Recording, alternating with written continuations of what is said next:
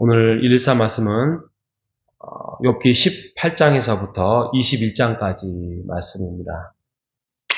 18장의 내용은 빌닷, 그러니까 두 번째 친구죠.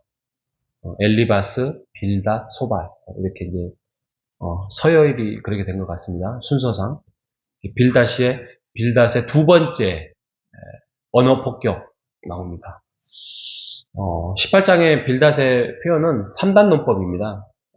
한마디로 하나님은 공의의 하나님이다. 그리고 악인은 망한다.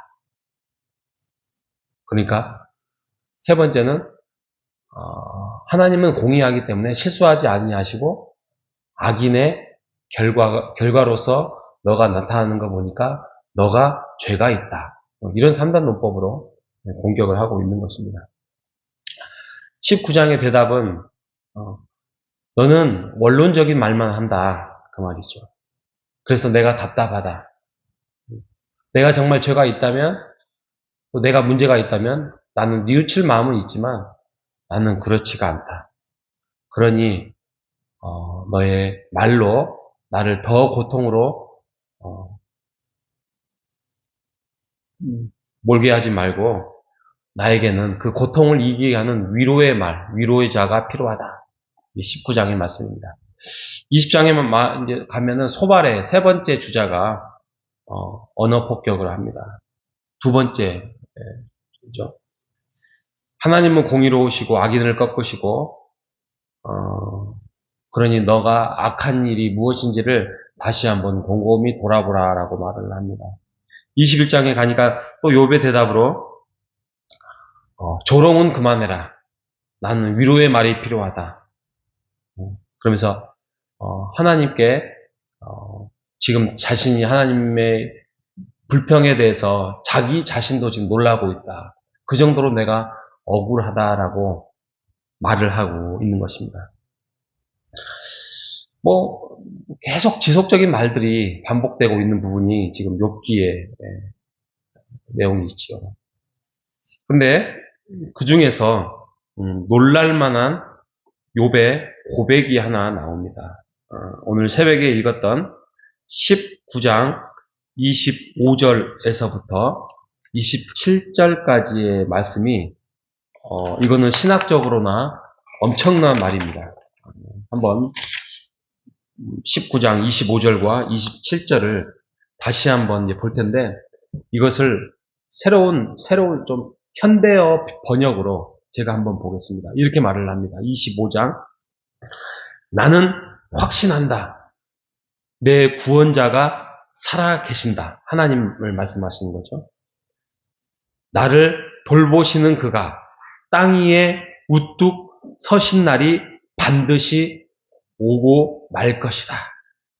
26절 내 살갗이 다 썩은 다음에라도 자신이 죽어서 땅에 묻혀서 다 땅에서 썩을지라도 내 육체가 다 썩은 다음에야 나는 하나님을 배울 것이다.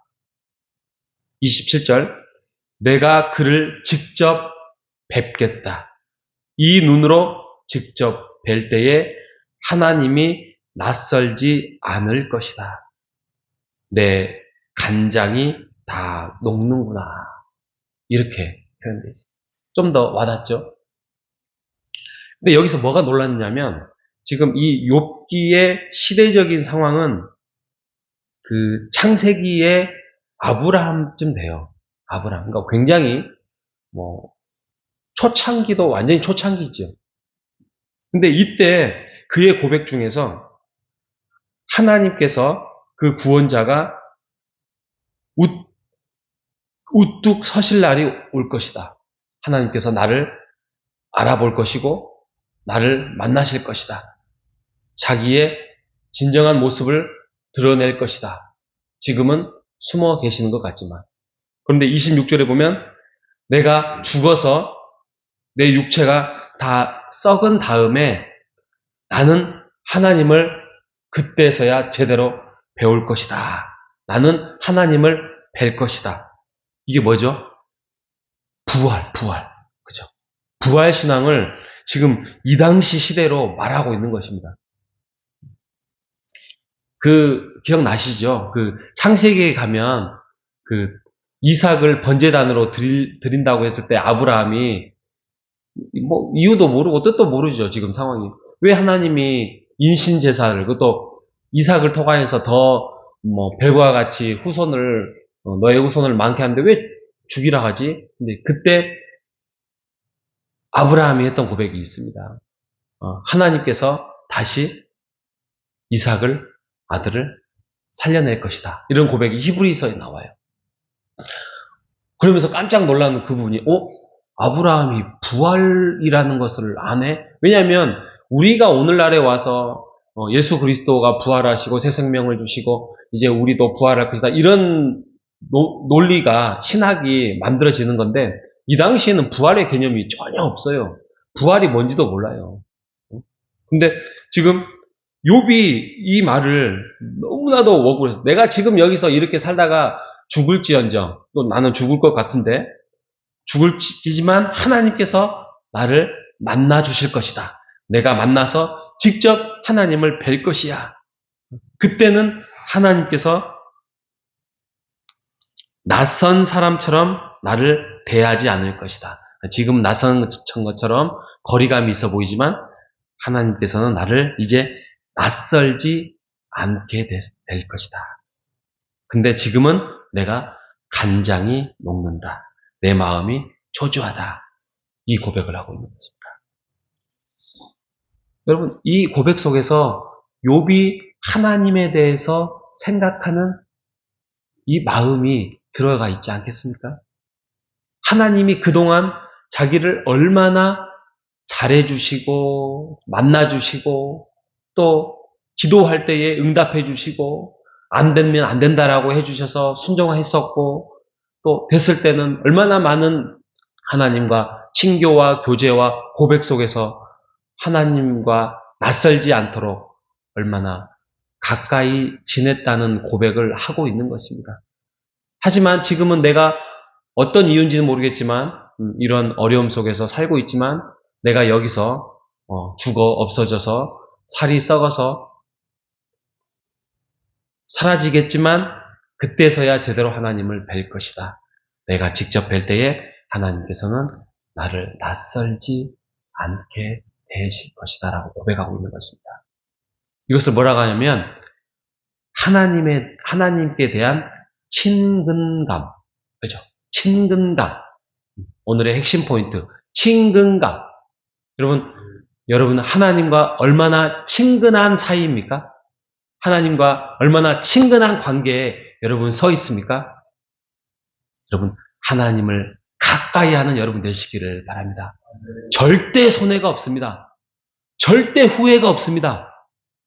욥이 끝장까지 인생을 가봤잖아요.